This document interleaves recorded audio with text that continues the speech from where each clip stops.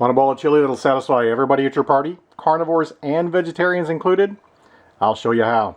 Stay tuned.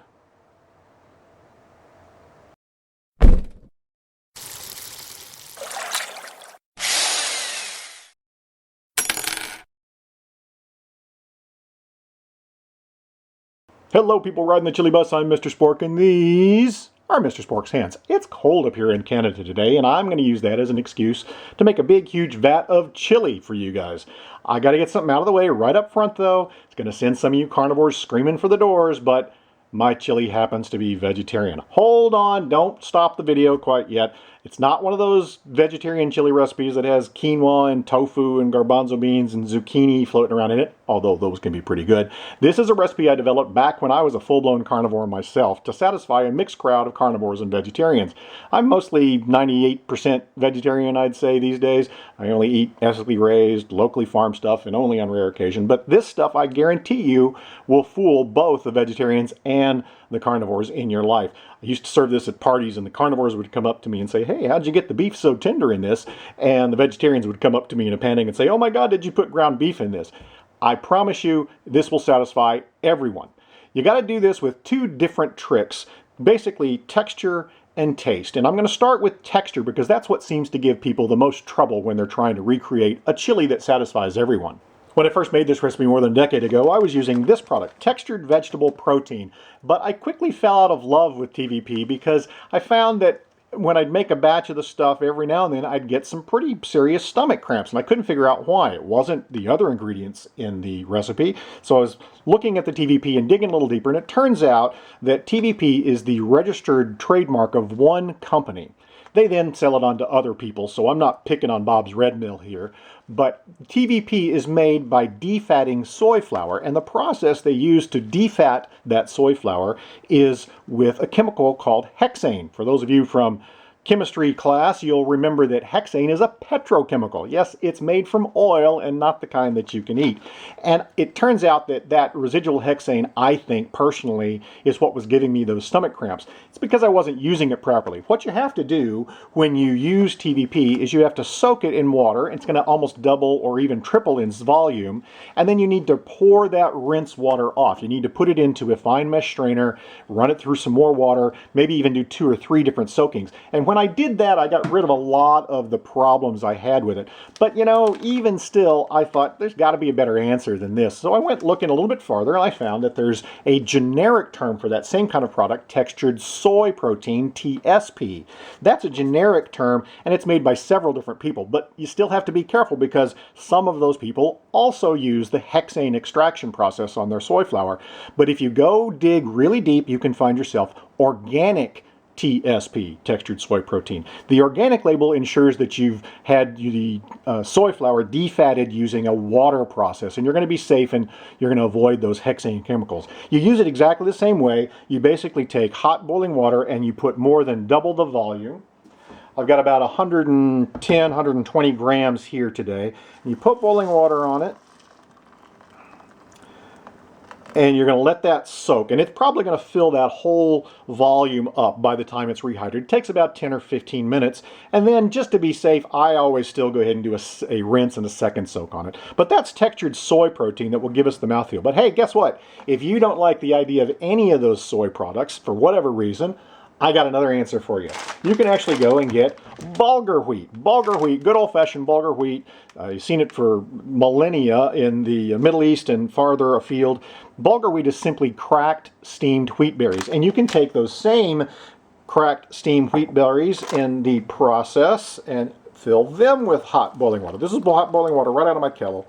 I'm going to, again, do double or a little bit more of the volume, and I'm going to let them soak. Now, the bulgur wheat is going to soak a little bit longer. It takes probably a full hour for that bulgur wheat to rehydrate fully, whereas the textured soy protein will take a lot less time. You can use either or you can use a mix of both, but you want to end up with anywhere from between 125 and 150 grams.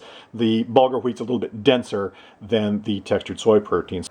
The next thing to soak on the flavor front is dried chilies. And I'm using New Mexican Reds here, but you could use guajillos, you could use anchos, you could use pasillas. Any reasonable dried chili that you've got will work perfectly well for this. And I think it's important to actually use whole dried chilies rather than trying to use chili powder, because chili powder is usually a blend. It's chilies, of course, but there's also cumin and paprika, and more importantly, there's salt and fillers and such in a lot of chili powders. This way, you know you're getting pure chili flavor into the dish. All you do is you pop the stem off and shake the seeds out, and then put them into something to soak. I'm going to go straight into my super blender here, but just to make it a little bit easier for you to see, I've gone ahead and soaked them in really hot water out of the kettle. I'm going to leave them in there for anywhere from 10 to 20 minutes to let them get really nice and soft. Then I'm going to go into the super blender and blend them down to a very fine paste.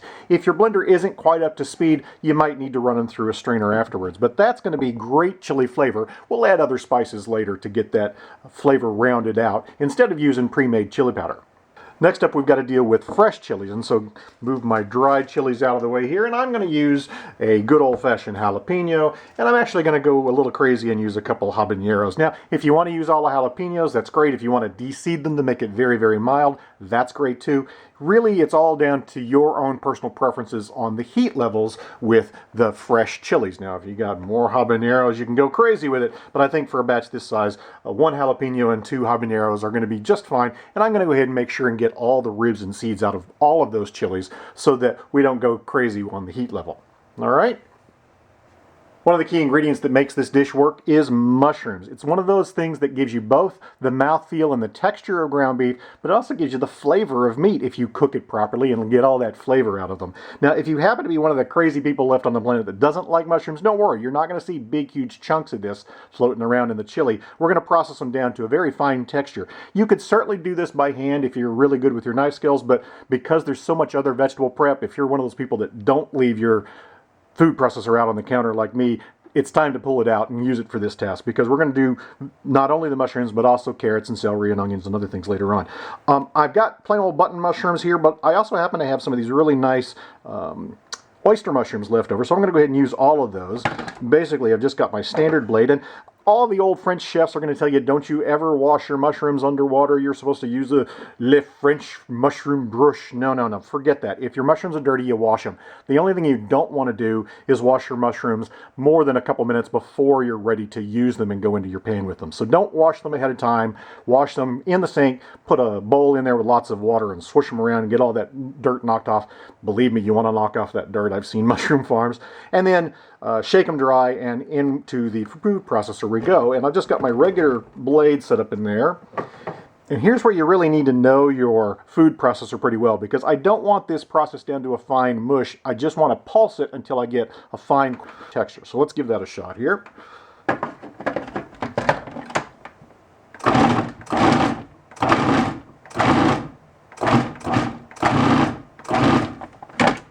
And there you go. That is mushroom texture, perfect for making chili. I have about 250 grams total of mushrooms here. Again, you can use any kind that you've got, any sort of a mix, but 250 grams of fresh mushrooms is what you're after. All right, we're going to get these frying here in just a second. But before I do that, I've got my heavy-duty cast iron enameled Dutch oven on the fire over here, and I've got the other spices from the recipe. I've got paprika, cumin seed, and black peppercorn. And I'm using whole cumin seed and whole black peppercorn because I really want you guys to grind it fresh right before you use it in a little electric coffee mill. It makes a world of difference to the flavor. The other thing that makes a world of difference is blooming the spices. I've got a little bit of vegetable oil in the pan over here, 3 or 4 tablespoons there. And for the paprika, I'm using a sweet Hungarian paprika here, about 3 tablespoons of that. It's 1 tablespoon of the black peppercorn and 1 of the cumin seed, by the way. If you wanted to substitute some or all of that sweet paprika for, say, smoked Spanish paprika, pimenton, that's perfectly fine. You can do that. But once you get all of those loaded into your coffee mill, you're going to grind them down into a fine powder, and you're going to end up with something like this. And what I want you to do here with this 5 tablespoons of pre-ground or freshly ground spices, I should say, is go into that oil. And again, it's only going to be a few minutes, a few seconds even. You just want those oils to, all oil-soluble flavor compounds to become fragrant. Won't take long at all.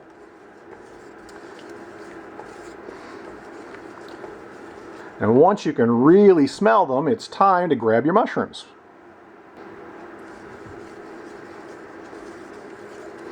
And those are really fragrant spices now, and so in goes the mushrooms.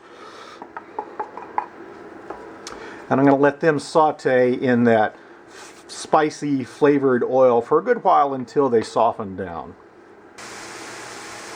So while those mushrooms cook down, I'm going to go ahead and process the chilies. I've gone ahead and de-seeded and cleaned those chilies. I'm also going to put in a nice handful of garlic. I've got probably 35 grams there, 7 or 8 good-sized garlic cloves, and I want those two ingredients, the chilies and the garlic, to be really, really fine. So I'm going to process those really well. Nice fine texture on those super hot chilies.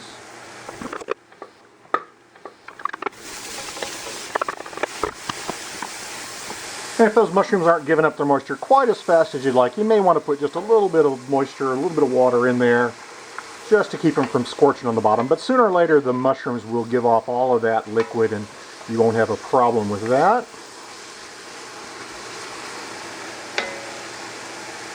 I also want to get an onion into the mix. I'm going to use actually an onion and a half or so. The recipe is listed for you, but I tell you, the various measurements for all of these ingredients is really down to personal preference. It's a pretty forgiving mix in that regard. You can absolutely double the recipe for a big crowd. I've done that plenty of times. Let's go ahead and process down the onions next. I like to do each vegetable separately just because I can get the texture exactly the way I want it on each one. Let's see if I can't give you guys a little bit better view here.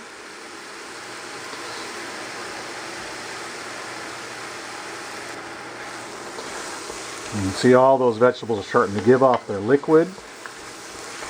Next up, I've got 3 medium-sized carrots. I'm going to process them down to a really fine texture. Knowing your food processor is very important here. You don't want to go too far, but you do want to go far enough.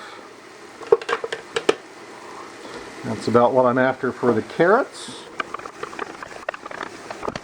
So next up is some celery. I've got the celery leaves here on a few of my stems, and if you do have the celery leaves, I suggest you use them because they're really great flavor. I always take the time to snap my celery in half and pull those strings off all the way.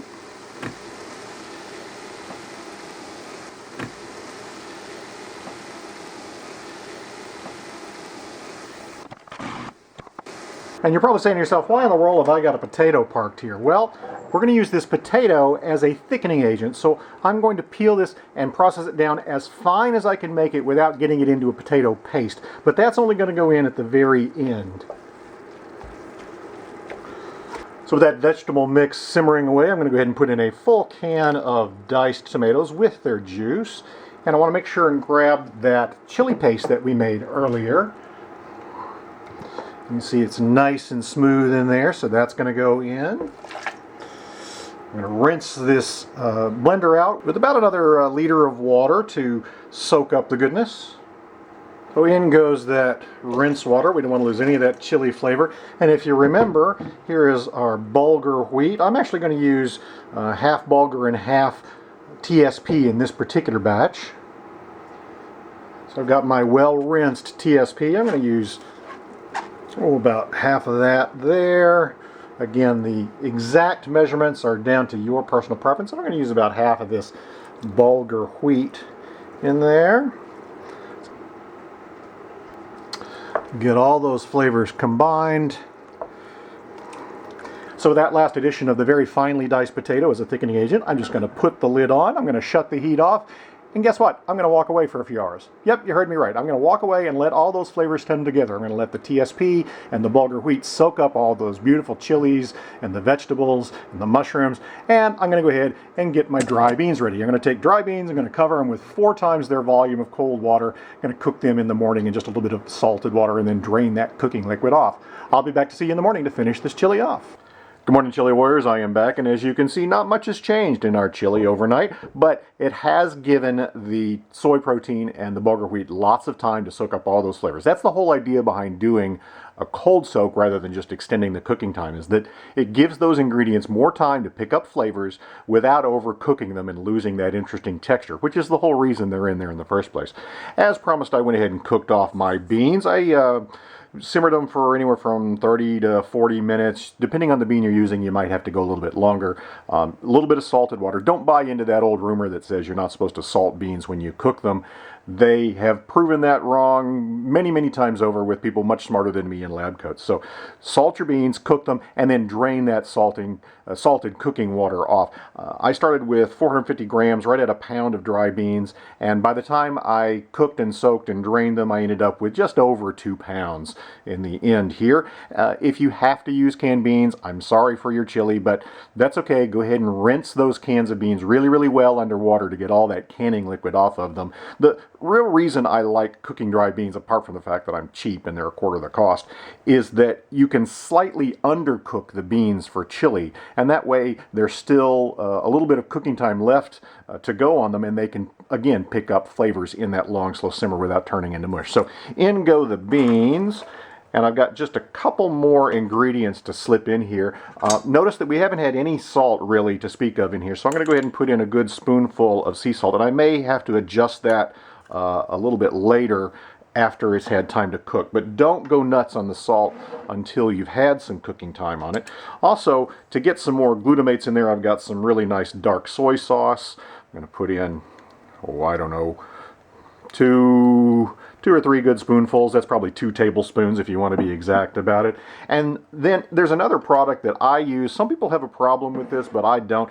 It's liquid smoke. Liquid smoke is, I think, a perfectly fine product, but you want to go really easy on it. I'm going to say no more than about 5 or 6 drops because you really can overpower with this stuff. So don't go nuts. If you don't like liquid smoke for whatever reason, just leave it out. That's not a big deal. And one more little secret ingredient from the vegetarian pantry.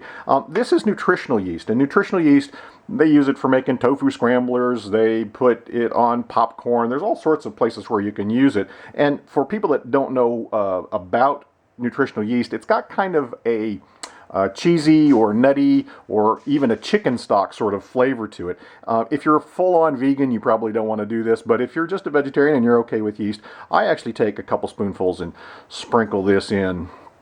Looks weird, I know, but it will add just yet another layer of flavor into your chili. Now, we probably are going to need a little bit more liquid. Here's a place where you can use up, plain old water if that's what you've got. But if you happen to have saved some extra tomato juice from the week, I always know when I'm going to make chili, so I save up the juice out of other cans of tomatoes from other cooking. You can use that. Some people will go so far as to try to use a beer. You could put in a little tiny bit of wine if you wanted, but just enough liquid to keep things from scorching. And I want to remind you that TSP, TVP, bulgur wheat, they all tend to sink when you first start cooking them, sink down into the pot, and you don't want that to scorch on the bottom. So especially over electric burners, take it easy when you first start cooking and make sure that you stir deeply from the bottom. I wouldn't go over probably a medium heat. Remember, this beautiful cast iron Dutch oven is going to hold a lot of heat for us anyway, so you don't actually have to go very high on the temperature. The other thing that you can do if you really want low maintenance, easy maintenance cooking, you can actually put the lid on and go into the oven with it. I've done this in a low oven around 325, 350 Fahrenheit, and put it in there for a few hours and come back to beautifully done, perfectly cooked chili. I am back after a few hours of slow cooking, and as you can see, our chili is really starting to look like serious chili now. Is that beautiful or what? I cooked it on the stovetop for about 30 minutes or so, making sure to stir very frequently so that it didn't scorch on the bottom. And then I moved into a low oven, 325 degrees, anywhere from 2 to 3 hours. And I took the lid off in the last hour of cooking so that it would thicken up a little bit more. So whether you're a full-blown carnivore or a confirmed vegan or somewhere in between, you can see that this chili will satisfy everyone. You can top it any way you feel like with some fresh chopped scallions or sweet onions. I like to put a few scoops of avocado in on top of mine. If you're okay with dairy, a little bit of sour cream is always nice, or a little bit of yogurt if you prefer for an extra tang, or one of my old school favorites, good old-fashioned cheddar cheese, freshly shredded and put on top to melt in. A few saltine crackers on the side, or if you want to go special, make yourself a batch of jalapeno cornbread. That works really well. This recipe, as always, with all my other recipes, including a recipe for good cornbread, is up on my blog. You can click on that link up there in the corner and do a search and find anything you're after from my kitchen up here in Canada. Thanks for watching, as always. I appreciate you liking and thumbs upping and subscribing and all that other Tweety face-based social media stuff that you guys do. I especially appreciate you guys watching the ad that runs after this, because that's what lets me keep doing this stuff for you guys. Until next time, I'm Mr. Spork. These are Mr. Spork's hands, and I promise you that Brent at Corner Gas in Dog River, Saskatchewan would be insanely jealous of the chili cheese veggie dog I'm about to go make with this stuff. Cheers!